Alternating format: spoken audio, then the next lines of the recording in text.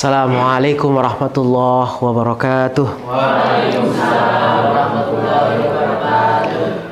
Alhamdulillahirabbil alamin wassalatu wassalamu ala asrafil mursalin nabiyyina wa habibina Muhammadin sallallahu alaihi wasallam wa ala alihi wa ashabihi ajmain.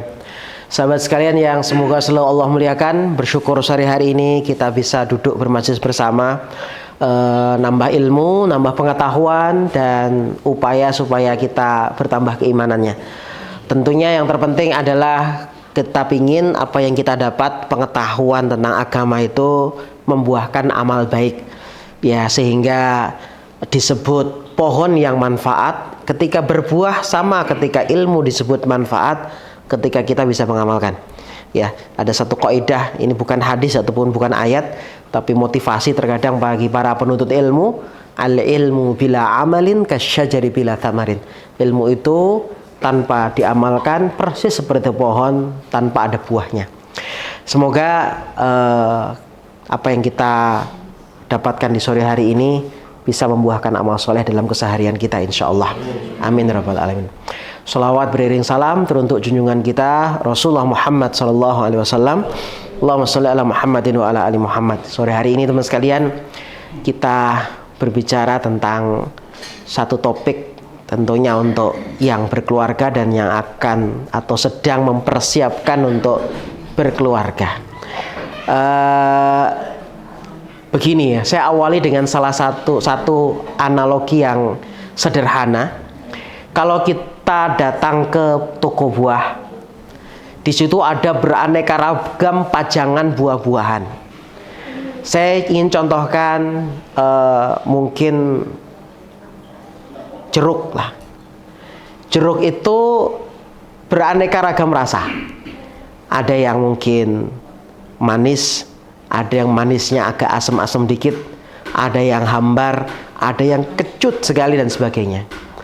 Saya ingin sampaikan kepada teman sekalian, kira-kira jeruk dengan ragam rasa seperti itu, apakah tiba-tiba muncul di rak toko buah, atau dia berasal dari pohon di belahan tempat tertentu? Dari pohon, ya. Jadi terkadang kita sering kalau mendapati buah-buahan itu tidak bagus, kita kadang lupa. Tidak serta-merta buah-buah itu langsung ujuk-ujuk ada di pajangan rak itu. Artinya manis, kecut, asamnya ya nggak di situ awalnya. Ada proses sebelumnya. Begitulah hari ini kita belajar bersama, terutama kalau pada anak kita, adik kita, ponakan kita. Macam-macam kan polanya ya. Macam-macam polanya. Macam-macam juga kelakuannya. Macam-macam pula watak dan karakternya. Kira-kira mereka seperti itu ujuk-ujuk. Ujuk-ujuk itu apa sih? What the meaning ujuk-ujuk ya? Hah? Tiba-tiba, oke. Ini kayaknya bahasa Indonesianya 10 ini ya. Tiba-tiba kok langsung begitu? Tidak mungkin. Terkadang kita lupa introspeksi. Dia anak dari seorang ibu dan dia anak dari seorang bapak. Ya, kecuali Nabi siapa? Nabi Isa alaihissalam. Tidak ada bapak bagi beliau. Ya, Isa bin Maryam. Isa putranya Maryam. Langsung dinisbatkan ke ibunya. Tapi fitrahnya semua kita ini anak dari seorang ibu, anak dari seorang bapak. Kalau kaitannya dengan buah-buahan, maka buah itu adalah hasil dari satu tanaman pohon, yang pohon itu ada di satu tempat tanah, dan ada yang menanamnya yaitu petani, betul enggak? Oke. Maka manis, asam, kecut itu kalau boleh kita jujur, bisa jadi masalahnya adalah pohonnya yang ditanam di tanah yang mungkin bermasalah. Entah itu asam, entah itu karena kebanyakan sulfur, entah itu karena faktor apa yang menjadikan buahnya itu nggak enak. Padahal bibitnya bagus. Padi di satu tempat itu kalau ditanam di sana wangi padinya.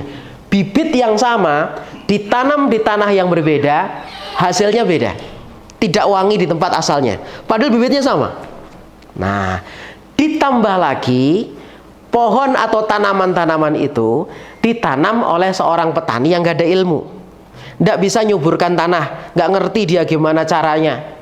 Maka orang Indonesia punya istilah, buah itu sebenarnya jatuh tak jauh dari pohonnya. Oke, ini kaitannya dengan tema kita hari ini. Ya, ada nggak yang jauh daripada pohonnya? Ada, kena angin puting beliung. Lain memang dia sama maknya. Ini sampai mamanya bingung, kamu tuh anaknya sopo? Sering. Lain betul dengan bapaknya. Tapi fitrahnya, sunnatullahnya, hukum alamnya itu dia jatuh tak jauh dari pohonnya. Itu hukumnya. Berarti ketika kita mendapati buah asam kecut manis, cek aja pohonnya tanamnya di mana. Yang nanam siapa? Gitu. Begitulah dengan anak-anak, begitu dengan adik. Mae sopo, bapaknya siapa? Kok bisa begitu, Ustaz? Allah katakan laki-laki itu seperti petaninya dan wanita seperti tanahnya. Allah berfirman. Ini ayat sebenarnya untuk 17 tahun ke atas. Ada yang masih di 17 tahun? Ya, beneran ini. Ini magang ini umur berapa? Hah? 17. Sudah punya KTP? Sudah. Oke, ya sudah aman berarti. Enggak, ya. Enggak, ini baru saya akan terangkan. Karena ayat tentang wanita itu seperti tanah itu ada dalam bab ranjang soalnya. Ada dalam bab ranjang. Makanya ini ayat 17 tahun ke atas. Oke.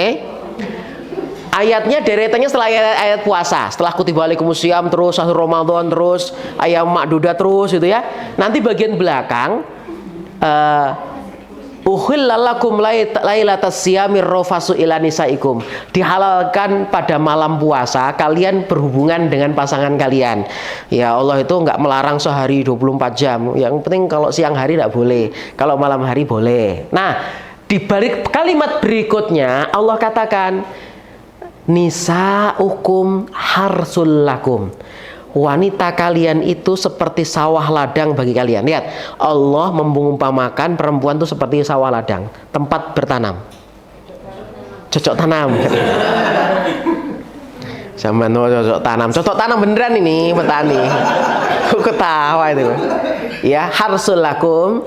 Tapi gambarannya untuk ilmu pendidikan apa? Yang bener memang dia tempat dimanapun tanaman itu tumbuh, yaitu di itu perempuan. Ya, laki-laki nggak bisa, nggak ada laki-laki hamil, nggak ada. Ya, dia cocok tanam kemudian hamil. Begitulah potret sebenarnya fase pendidikan itu. Jadi tidak boleh orang tua tiba-tiba mendapati anak itu kecut asim manis, kita langsung salah-salahin kalau nggak kita suka. Kamu itu dasar, bahkan ada yang bilang dasar anaknya setan. Gitu ya. Mae siapa? Boy setan katanya. Lupa gitu loh. Tidak bisa kita langsung menyalahkan. Maka berangkat dari situ. Berarti kalau kita pingin buah yang bagus, buah yang manis, berarti apa yang harus kita baiki duluan? Dari cerita saya di depan tadi. Petaninya dulu. Berarti petani siapa? Ayahnya dulu. Yang kedua, tanahnya dulu. Tanahnya itu siapa berarti? Ibunya. Nah, inilah kaitannya dengan tema kita, menjadi terdidik sebelum mendidik.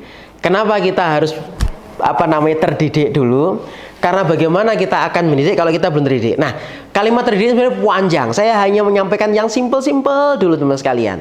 Saya contohkanlah teko air itu tidak akan mengeluarkan sesuatu di luar isinya. Kalau isinya air putih nggak mungkin keluarnya bim salabim teh, gitu. Kalau isinya air susu nggak mungkin keluarnya kopi, nggak mungkin. Dia akan mengeluarkan sesuatu apa yang ada di dalamnya. Begitulah tentunya dengan diri kita. Kita ini pengen yang keluar tuh bagus-bagus gitu, tapi kita nggak pernah membersihkan dalam kita. Kita itu siapa? Ya kita sebagai orang tua, kita sebagai contoh. Gini, ada satu doa, biasanya doa ini dibahas ketika usia angka 40. Ya, Robbi auzi'ni an ashkura nikmatakallati an'amta alaihi. Itu doa usia angka 40 atau menjelang itu banyak-banyak doa. Kalau hari ini saya doa itu boleh nggak Ustaz? Umur saya masih belas, apa-apa. Karena itu isinya doa kan supaya kita itu jadi orang bersyukur. Terutama usia kalau sudah menjelang 40 itu usia-usia di mana kita harus ingat bekal kita, ingat syukur lah, banyak banget Allah udah kasih kebaikan untuk kita semua. Di dalam redaksi doa itu ada permintaan menarik dari kita semua, karena usia itu sudah punya anak rata-rata. usia 40-an, sudah ada anak-anaknya. Kita berdoa gini, wa aslih li fi dzurriyyati. Ya Allah, solehkanlah dzurriatku. Itu normal, semua orang tua pingin anaknya soleh solehah semuanya. Solehah, bukan solehot ya. Solehah, ya kan? Solehah, beda itu ya. Semuanya pasti normalnya orang tua pingin jadi solehah. Normal tuh.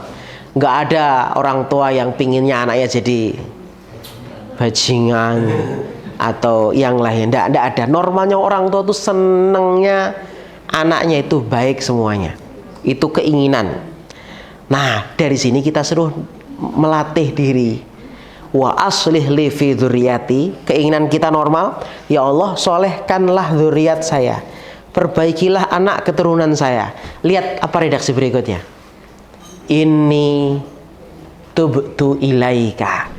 Ya Allah, saksikanlah saya orang tua telah taubat kepadamu. Pelajarannya apa kaitan dengan materi, teman-teman sekalian? Ternyata taubatnya orang tua itu punya pengaruh kuat kesolehan anak-anak kita. Ya, ulangi. Taubatnya orang tua itu punya pengaruh kuat kesolehan anak-anak kita. Artinya setiap orang tua yang menghendaki tadi buahnya manis, maka berarti kita harus bagaimana caranya melayakkan diri, memantaskan diri biar buahnya manis. Gitu ya. Dari mana itu awalnya buah manis? Kalau hubungannya kita, aktivitas kita, maka kita bersih-bersih dulu. Nggak mungkin sesuatu yang kotor, pingin yang keluar dari teko itu air bersih, itu nggak mungkin. Bersihkan dulu. Nah, apa yang kita bersihkan? Kita minta ampun banyak-banyak kepada Allah. Kaitannya dengan apa kok minta ampun? Gini, saya contohkan bab makanan. Kita ini kan punya kewajiban sebagai orang tua untuk memberikan nafkah berupa sandang, pangan, papan. Saya bicara pangan saja. Kalau kita dulu nggak ngerti hukum halal haram, wis pokoknya banyak, caranya cepat. Jadi rata-rata yang cepat, kemaruk, itu rata jelek semua. Jadi mengambilnya dengan cara ketamakan, kemudian dia datangnya dengan cara mudah. Coba sebutkan apa saja yang cepat ada baiknya. Mayoritas yang cepat-cepat instan-instan itu jelek. Kalaupun bagus temporer. Yang awet ya yang dijalani pelan-pelan. Itu awet. Apa contohnya biasanya dilakukan harus pelan-pelan bagus dibanding yang cepat instan? Apa tadi? Jual rumah. Gini, saya ingin contohkan lah ya. Orang sedang pingin cepat segera cari jodoh, contoh. Lihat umur udah angka hampir 3, contoh. Udah full. Maksudnya gimana tuh udah full tuh? Ya contoh kita pingin tuh. Tapi kompetitor kita banyak. Cara cepatnya gimana? Itu. Jangan deh ya. Itu cara cepat sih. Cara cepat, tapi bagus nggak hasilnya? Setelah saya terima nikahnya, qabiltu nikah wa tazwijaha, sah, iya kan? Sah. Malamnya udah berubah mukanya, kena pelet ya. Mau pisah malu sama keluarga masihan. Masa baru tadi pagi ijab kabul malam mau pisah gitu ya? Ya dia kena ketipu. Ya atau mungkin kita pingin supaya cepat orang itu menghargai kita. Ya pokoknya kita supaya berwibawa. Biar cepat bagaimana itu? Hah? Apa? Oplas ya boleh. Oplas lama pak. Yang cepat dukun. Nah susu. Nah ini kayak kuis family 100. Iya begitu. Sebutkan apa yang instan coba. Yang itu kebaikan. Ya, apa yang instan kemudian kebaikan? Ya. Banyak hari ini jamaah sekalian, teman-teman sekalian, perkara-perkara yang pengennya cepat itu rata-rata banyak keburukannya. Nah, kita kembali ya. tentang masalah itu. Kenapa kita harus tobat? Saya contohkan bab makanan tadi loh. Hari ini banyak kita ini pokoknya asal banyak, enak, kita tidak pedulikan lagi itu mana halal, mana haram. Bayangkan kalau itu yang kita bawa kepada keluarga kita, rumah tangga kita, menjadi darah mereka, daging mereka. Nah, inilah sebab teman sekalian, ada masalah dengan perilaku, ada masalah dengan akhlak, itu sangat erat pula kaitannya dengan apa yang kita beri makanan kepada mereka. Itulah kenapa dahulu para nabi dan rasul sebelum diperintahkan Allah macam-macam, perintah pertama untuk mereka adalah mencari makanan yang halal. Ya ayyuhar rusulu, wahai para rasul, kulu minat thayyibati wa'malu salihan. Makanlah oleh kalian nomor satu yang baik-baik. Baru setelah itu beramal soleh. Di situ para ulama menjelaskan berarti amal soleh seseorang itu punya kaitan dengan makanan yang halal. Kebalikannya juga sama. Masalah dengan amal soleh kita, malah dia beramal salah, berarti ada kaitannya pula dengan makanan yang kita konsumsi. Berarti taubatnya orang tua, karena dulu mungkin nggak ngerti hukum, kita pernah memberikan itu sama anak-anak kita, taubati. Kalau pingin wa aslih li fi dzurriyyati, solehkan dzurriatku, harus kita berani memberikan komitmen. Ini bukan orang lain, sesungguhnya aku ya Allah, tubtu ilaik, hari ini saksikan aku taubat kepadamu. Jadi nggak bisa jamaah kita menghendaki buah bagus gitu begitu saja tanpa ada kesadaran bahwasanya dulu kita pernah salah dalam menanamnya. Salah dalam menanamnya. Macam-macam mau dalam salah nanam itu sekali ya. Nggak berdoa. Udah hafal doanya belum, Mas? Allahumma jannibna syaiton. Nah. Oh iya. Sudah sering praktek ini berarti ya. Hah? Tolong diajari yang lain, Mas. Tolong diajari ya. Yang diajari. Yang sudah nikah yang diajari ya. Nggak boleh ada campur tangan setan nanti. Dari awalnya, dari proses hamilnya sampai kelahirannya. Ini loh, mulut kita ini bisa punya pengaruh terhadap perilaku anak-anak kita. Kenapa? Kalimat kita, terutama perempuan, saya sering bilang, perempuan tuh kalimatnya kalau jelek, dampaknya itu lebih cepat dibanding kalimat jelek yang diucapkan laki-laki. Dan itu tafsir daripada surat Al-Falaq. Ketika Allah menyebutkan wa min syarrin naffatsati fil uqad. Allah menyebut di situ dukun perempuan. Dukun tuh kerjanya apa sih? Baca mantra. Satu simbol keburukan tuh apa yang dibaca jelek. Apa itu? Mantra. Pertanyaannya, apakah di Mekah saat ayat ini turun tidak ada dukun laki-laki? Ada, tapi yang disebut oleh surat Al-Falaq, kita berlindung dari keburukan dukun perempuan. Seakan Allah memberitahu kepada sampean semua, bukan rekomendasi ya. Jangan, harus dibedakan. Allah ngasih tahu supaya sampean ya jangan. Itu keburukan, bukan berarti ini ilmu dari Allah nih. Dukun yang sakti, dukun perempuan. Sama nanti bahaya memahami begitu. Siapa yang bilang gitu? Allah bilang, wa min syarri nafatsat. Allah berfirman, pakai Arab kedukun, pakai dalil. Ya. Ya memang hari ini kita dapati faktanya memang begitu. Coba teman-teman hari ini teliti. Yang serem-serem itu kan rata-rata simbolnya perempuan. Coba deretan hantu sebutkan. Kuntilanak. Cewek cowok? Cewek. Terus suster ngesot. Susana. Terus ayo. Hah? Tali pocong perawan. Ya. Banyak sekali ya. Ada lagi yang perempuan. Nenek gayung. Perempuan ya. Sudah, suster ngesot sudah. Nenek lampir. Nyi Roro Kidul. Laki-laki cuma satu aja. Kolor hijau. Loh iya enggak? Iya, yang menyenangkan baiknya perempuan loh, bener nih. Nah ini fakta di lapangan loh ya, fakta di lapangan. Entah itu karena dari surah Al-Falaq itu wallahu alam bisa. Tapi Quran mengisyaratkan memang begitu. Yang kita ambil pelajaran bukan masalah yang serem-serem perempuan itu, bukan, itu joke saja. Tetapi untuk pelajaran untuk kita adalah bagaimana wanita terutama berhati-hati ngomong jelek terutama sama anak-anaknya.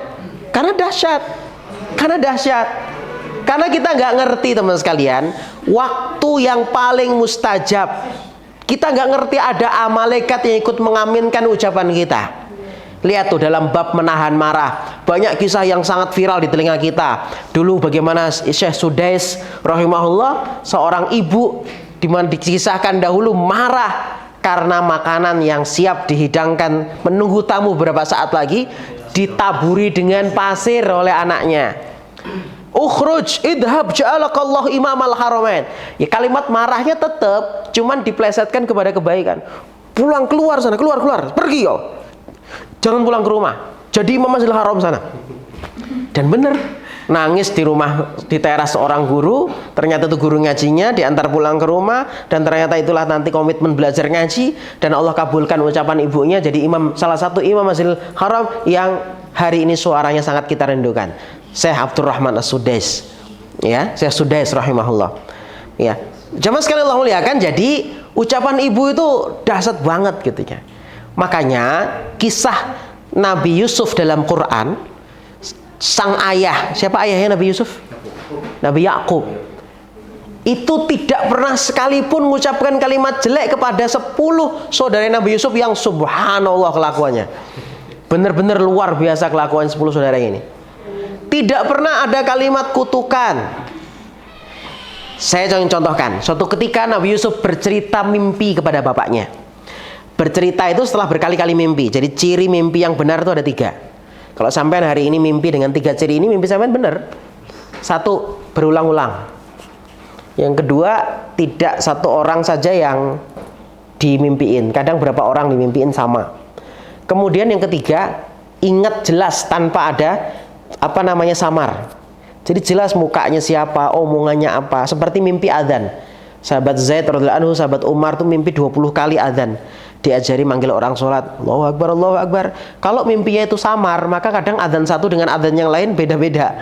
Tapi karena ini mimpi yang benar, semuanya dibuat ingat. Kalau samar-samar namanya bunga tidur. Aku tuh kemarin tuh dilamar sama siapa gitu orangnya. Kayaknya orangnya tinggi-tinggi dan sampai ingat Mbak mukanya. Ya agak-agak gimana. Sore-sore cerita lagi sama temennya, beda lagi. Mbak aku kemarin cerita dilamar loh. Tapi nggak ngerti ya, dia jadi ngelamar atau enggak, omongannya nggak jelas. Kan beda, sudah bergeser lagi kan omongannya. Nah itu namanya bunga tidur. Jadi hadisun nafas, gejolak jiwa yang belum keturutan. Jadi sesuatu yang terpendam, belum terturutan, terbawa mimpi. Nah, itu bunga tidur. Cirinya gitu, lupa. Ya, bunga tidur. Nah ini enggak, inget banget. Nah Nabi Yusuf cerita mimpi itu. Setiap berapa waktu itu dimimpiin 11 bintang, bulan dan matahari itu sujud kepada beliau. Jelas benar-benar bulan, benar-benar bintang, benar-benar matahari sujud. Nah diceritakan sama bapaknya. Wahai bapakku, aku melihat 11 bintang, bulan, matahari, ra'aituhum li sajidin. Aku melihat mereka semua sujud. Nah, bapaknya bilang, wah ini kalau dengar mas-masnya bahaya ini. Bapaknya kan ngerti kelakuan mas-masnya kalau sama Nabi Yusuf. Maka bapaknya berpesan di ayat yang kelima. Ya bunayya la taqsus ru'yaka ala ikhwatika fayakidu laka kaida. Wahai anakku, kamu jangan ceritakan mimpimu ini sama saudara-saudaramu. Karena bapak khawatir mereka nanti akan membuat tipu daya. Kalau menceritakan tentang apa buruknya boleh, tapi kalau untuk melabeli si anak tadi nggak boleh. Contoh kayak tadi, nanti khawatir bapak saudaramu itu membuat tipu daya, ngapain kamu nanti nak. Itu masih boleh, karena memang begitu hari ya. Tapi lihat kalimat berikutnya. Ketika Nabi Yusuf bertanya, kenapa sih pak, saudara saya tipu daya apa? Emang kenapa mereka? Sang ayah mengatakan, inna syaitona lil insani aduwwum mubin. Nak, bapak itu melarang kamu untuk cerita sama masmu karena bapak tahu setan itu musuh yang nyata bagi manusia. Berarti Nabi Yakub itu nyalahan anaknya atau nyalahkan setan? Iya, makanya beliau hanya bilang karena setan musuh yang nyata. Redaksinya beda. Oh, karena masmu setan semua. Beda atau sama? Beda. Yang satu nyalahin setan, yang satu nyalahin anaknya, masnya. Dan Nabi Yakub tak pernah kalimat ini keluar. Apa dampak positifnya? Nanti berikutnya anaknya terjadi baik. persis seperti mimpinya Nabi Yusuf. 11 bintang itu 11 saudaranya plus Bunyamin 1 jadi 11. Ya, itu sujud semuanya kepada Nabi Yusuf alaihissalam. Maksudnya sujud adalah ngikutin kebaikannya Nabi Yusuf, ikut jalannya Allah Subhanahu wa taala. Efek label positif dari orang tua. Jadi kita kembali ke tema, betapa orang tua itu mengawali diri sendiri selain tobat, memberikan selalu label positif. Kadang kita lupa anak kayak gitu karena omongan kita. Dasar anak tidak bisa diuntung, ya nggak untung beneran. Dasar monyet, ya kayak monyet beneran. Nah ini mari kita introspeksi. Jadi jangan langsung nyalahkan buah gitu loh. Jangan tuh kutukan kita dulu. Atau omongan saat puncak emosi. Ustadz sudah telanjur gimana? Ya kita minta maaf. Meskipun apalagi kalau hatinya anak perempuan udah kegores, apalagi yang ngomong bapaknya, oh itu ingatnya terus menerus.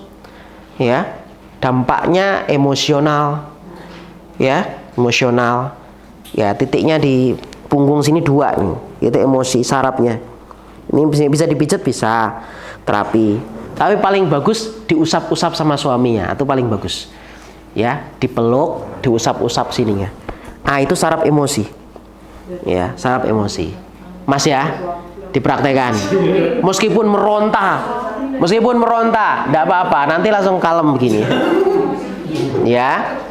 Usap-usap saraf emosi. Itu sebabnya macam-macam. Luka pengasuhan tuh mulai dari ucapan. Hati-hati ucapan. Jangan-jangan tuh gara-gara ucapan kita dulu. Ayah minta maaf enggak ya? Ya minta maaf ya, minta maaf. Sebelum tidur juga demikian. Teman-teman kalau searching di Google, ada seorang psikolog Kuwait namanya Dr. Fauzia Adabus. Ngetiknya Dr. Fauzia Adabus sholat.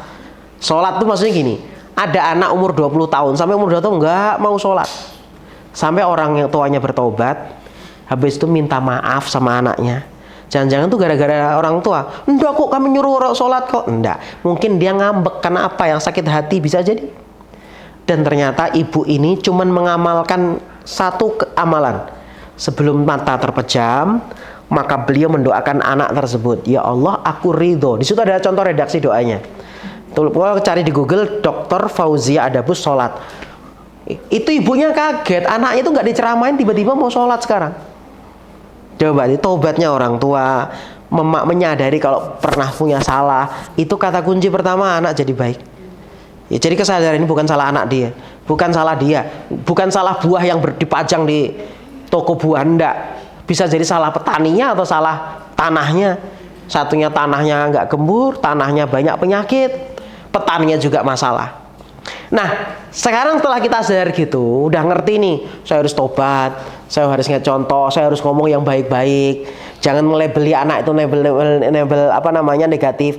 Nah, sekarang apa yang menghalangi kita sehingga kita nggak bisa melakukan itu? Nggak bisa melakukan itu, nggak bisa ngasih contoh, nggak bisa ngomong yang baik-baik. Nah, karena kita sering tertipu dengan namanya dunia.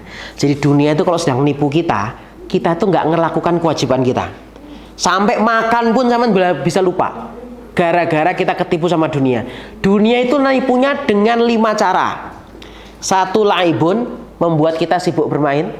Yang kedua, lahun, membuat kita sibuk untuk entertainment, hiburan. Yang ketiga, zinatun, yang membuat kita itu sibuk dengan keglamoran, kemewahan. Ini surat Al-Hadid, surat 57 ayat ke-20 ya. Kemudian yang kelima, tafakhur, sampean sukanya bangga-banggaan, kompetisi, saing-saingan. Dan yang terakhir, takatsur, banyak-banyakan. 5 ini penyakit dunia, teman-teman. Kalau orang kena penyakit 5 ini, dah mau kayak manapun dia nggak bisa melakukan banyak kebaikan, nggak ngerti tanggung jawab. Contoh 1, permainan. Permainan ini sebenarnya teman-teman levelnya anak-anak. Jadi anak-anak itu sampai dalam urusan penting pun dianggapnya mainan. Sampai dalam urusan sedih, berduka, mainan. Contoh, banjir. Kalau versi anak-anak di benaknya apa? Kolam renang gratis. Jadi kalau ada orang dewasa, ada musibah, kok malah pikirannya gitu, itu bocah namanya. Hari ini tidak sedikit loh ya, kalau ada orang musibah itu kan kita itu cuman videoin aja fokusnya. Halo guys, kebakaran guys. Sama ngalangi jalan bro, ngalangin jalan. Ya, kasih orang lewat. Ngapain semuanya pada begini, guys, kebakaran guys. Lah sampean nolong apa? Gitu loh. Nah, ini termasuk kelakuan bocah. Kenapa? Karena itu termasuk hal hiburan, main-main saja. Ya, fokusnya bukan nolong. Ya, penting banget videonya. Iya, untuk viral. Siapa yang viral? Bukan beritanya, tapi kita. Tambah subscriber, tambah like, tambah komen. Tuh, kena fitnah juga itu. Sampai pada akhirnya hari ini teman-teman, keluarga banyak berantakan karena sebab 5 ini. 1, kita nggak beranjak dari status bocah. Gimana itu nggak beranjaknya? Ya kita itu cuman fokusnya laibun, main-main, nurutin hobi. Kalau di sini kerjanya sampai hari apa? Hah?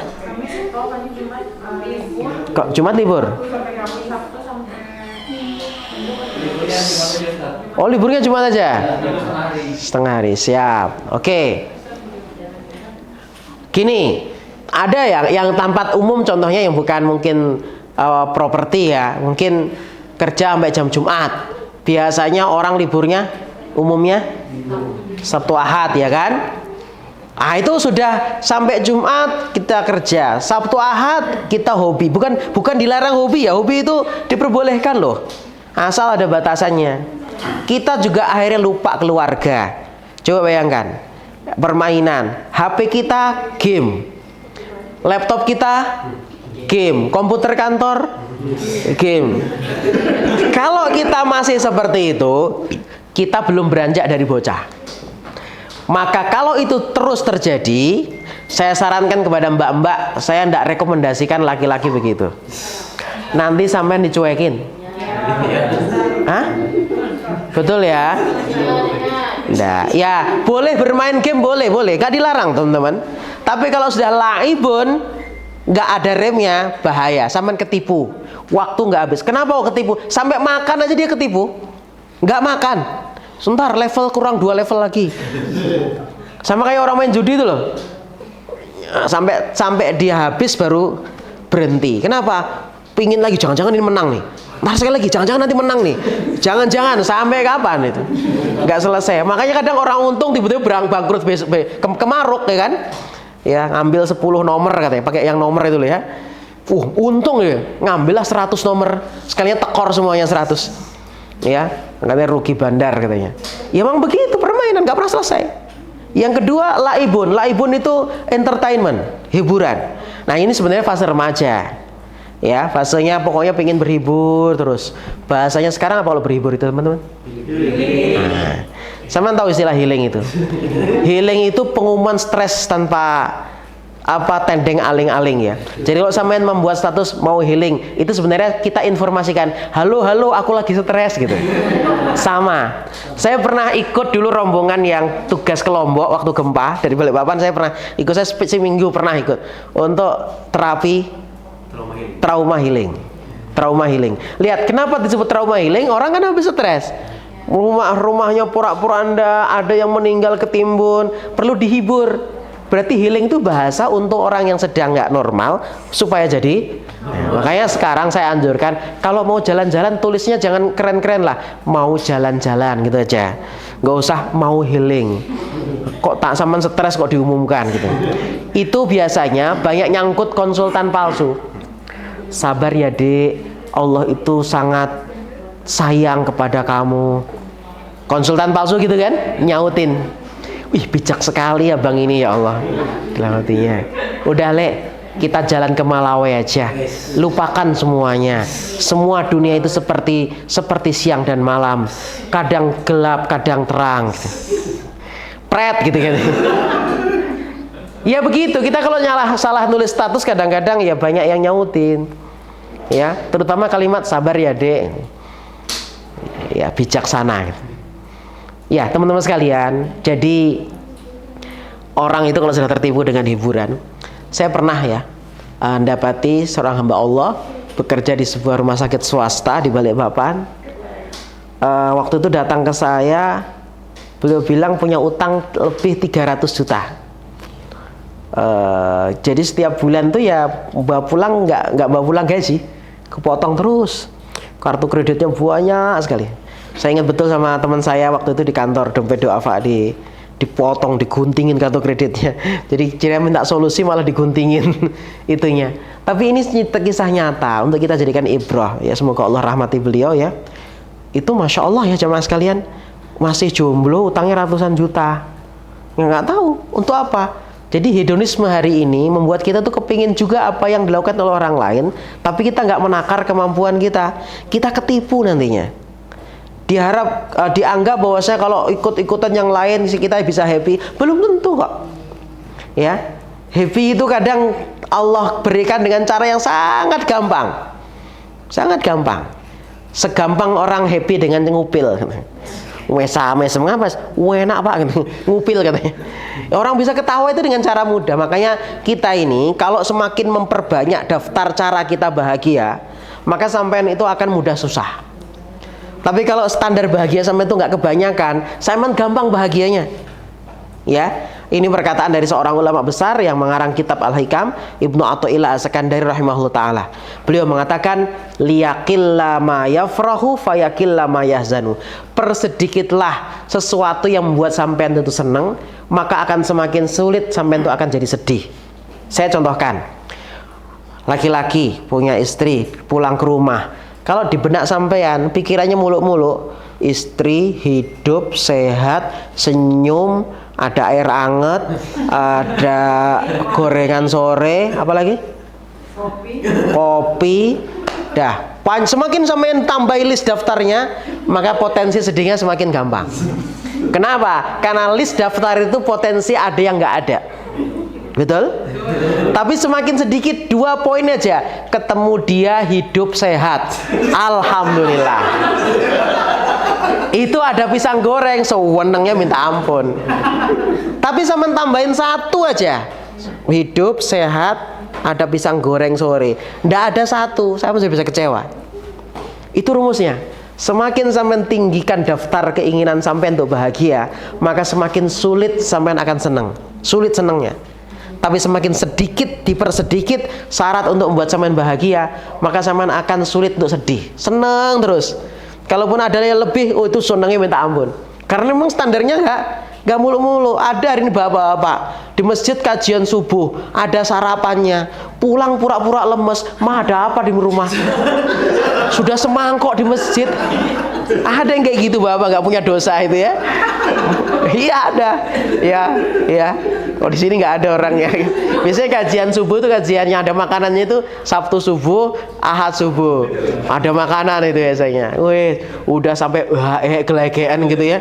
Pulang ke rumah, ada apa mah di rumah mah? Ya Allah, ya Rabbi. Ya ini ada yang kayak gitu. Nah, hijau teman-teman sekalian. Jadi terkadang kita itu untuk bisa bahagia itu kadang harus ngejar sesuatu yang kadang menipu kita. Saya main kejar caranya instan, saya sampaikan di depan tadi, banyak cara instan bermasalah. Akhirnya gesek-gesek itu kan cara instan. Ya, contoh iklan yang di YouTube biasanya Bang, coba cek nomor HP-mu. Oh iya. Betul ya? Oh, ini limitnya 20 juta nomormu ini gitu ya. Itu apa? Itu pengajuannya gampang loh itu. Pinjol ya, gampang sekali. Hari ini kan kemudahan seperti itu mudah. Kalau pengen cari instan gampang hari ini. Cuman ya begitu. Konsekuensinya panjang. Tidak pernah ada namanya keberkahan dari harta yang dicari dengan cara yang demikian. Tidak pernah ada. Contohnya udah banyak. Kenapa kok banyak? Karena Allah menyatakan fa'dhanu bihabbin minallah wa rasulih. Umumkanlah perang dengan Allah dan Rasulnya. Bayangkan setiap detik kita diperangi sama Allah teman sekalian. Gimana bisa bahagia? Tidak bisa. Maka bahagia itu jangan sampai kita ketipu untuk cari kebahagiaan yang semu. Saya sering bilang kepada teman-teman dimanapun, kita ini kalau bahagia membandingkan dengan sesuatu yang kita nggak punya, itu nggak pernah bisa bahagia. Bandingkan harga rumah orang, luas rumah orang, bandingkan suami orang, bandingkan istri orang, mobil orang, nggak pernah bisa bahagia teman-teman. Bandingin yang sama saja. Yang sama itu apa? Oh, suami orang dia ngorok. Oh, suamiku juga ngorok, alhamdulillah. Apa yang sama kira-kira? Hah? Nah, gini deh. Saya bilang, kenapa dulu Rasulullah mengatakan, hei laki-laki, kalau kamu di luar sana goda dengan es cendol, es dawet, bukan gitu kata Nabi ya, bukan es cendol, es dawet ya. Kalau kamu tergoda dengan wanita lain, pulang ke rumah. Kenapa? Yang kamu pingini dari perempuan itu podo ada di rumahmu.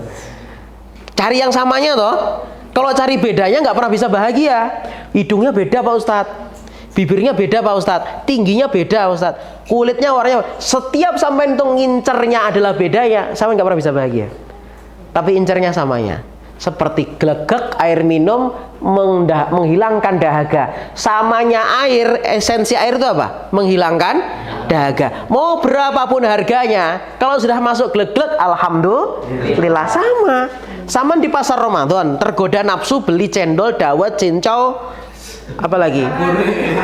Ada 5 es, sama beli semua. Karena belum adzan kan? Adzan maghrib berkumandang. Apa yang sampai minum duluan? Air putih. Dan setelah air putih kita teguk, syahwat kita kepada 5 es yang kita beli mulai turun kadarnya, minimal turun 10%. Nanti kalau habis maghrib turun 20%. Sampai habis sisa, melihat aja nggak mau sudah. Andai kan kita turuti nih, penuhi, saman seruput semuanya, maghrib baru rukuk keluar cendolnya bisa jadi. Nah ini bisa jadi. Coba turuti aja. Lah syahwat tuh tipikalnya gitu loh teman-teman. Kita ini cari samanya air tuh masuk gini hilangkan dahaga, sama berarti kan? Berarti dengan yang di rumah sama gitu loh. Saya tidak mengatakan ibu-ibu yang di rumah kayak air putih, gelegek gitu toh, yang di luar menarik cendol, dawet ya. Jangan marah ya. Itu ilustrasi supaya gampang kita tentang masalah syahwat. Gitu. Kasur. Sampean kalau lihat perbedaan harganya, mumet. Satunya harganya 10 juta, yang satu 100.000. Kasurnya santri itu loh. Yang tuh wipis kayak ya, satunya 10 juta. Sampean kalau lihat harganya mumet, lihat samanya. Apa samanya? Kita bisa nyenyak tidur. Banyak orang yang harganya mahal nggak bisa tidur toh. Berarti kalau sampean bisa dibuat tidur dengan alas apapun, maka itu cukup membuat sampean bahagia. Pagi hari sampean dia, waduh alhamdulillah bisa turu. Ada orang perlu minum obat tidur baru bisa. Makanan nih, kepiting. Ada yang harga 50.000, di kilo 8 tuh ada pick up jualan kepiting. Kalau sama lewat kilo 8 belah kiri ya, itu harganya 50.000 dapat 4. Ada kepiting harganya 1,5 juta, dapatnya cuma 2. Ada. Saya kemarin tuh lihat di stick R&B itu, di kulkasnya itu orang jualan capitnya, nggak tahu kepiting mana itu, harganya 20 juta. Berapa juta ya waktu itu? 3 juta. 3 juta harganya. 2 juta berapa gitu. Ya itu nyangkut di sini cekek ya 2 juta apa-apa, nyangkut 2 juta di sini. Ya. Kalau kita bandingkan, bukan nggak boleh, kalau ada uangnya dan memang dia pingin ada uangnya loh, catatannya ya, nggak apa-apa tuh, dimakan, yang penting dimakan, bukan tusuk gigi, enggak, dimakan, boleh, asal dimakan nggak mubazir. Tapi kalau sampean melihat perbedaannya seperti itu, kapan sampean senengnya? Padahal sama-sama mengenyangkannya. Jadi lihat samanya, sama bisa mengenyangkan. Sama rasa kepiting, bedanya mungkin teksturnya ya. Ya sudah, jangan lihat beda-bedanya. Kalau lihat bedanya mumet sampai akhir sampean. Ya, jadi esensi HP. Sampean kalau lihat beda harganya mumet sampean dengan HP. Tapi kalau lihat samanya, yang penting WA sampai.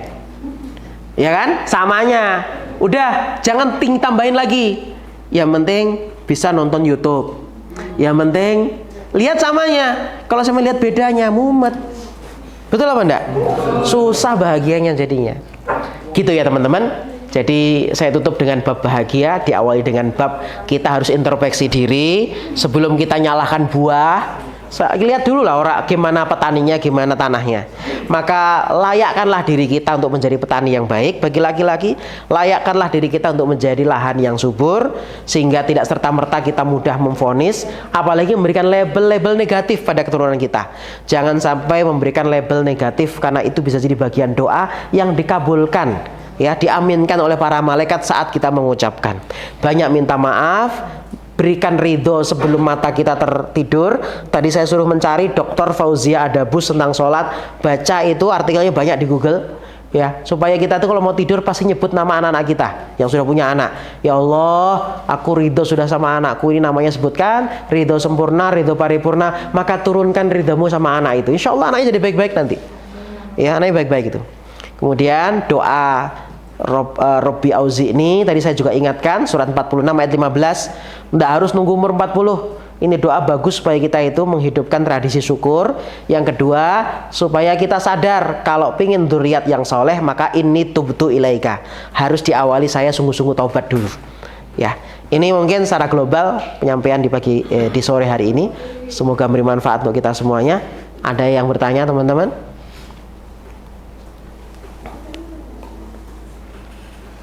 Tema lain boleh.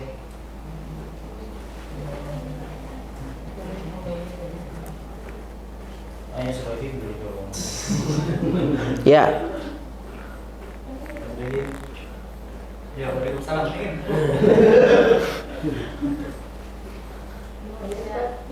Ya. Ibu, Mbak-mbak, ibu-ibu. Pas.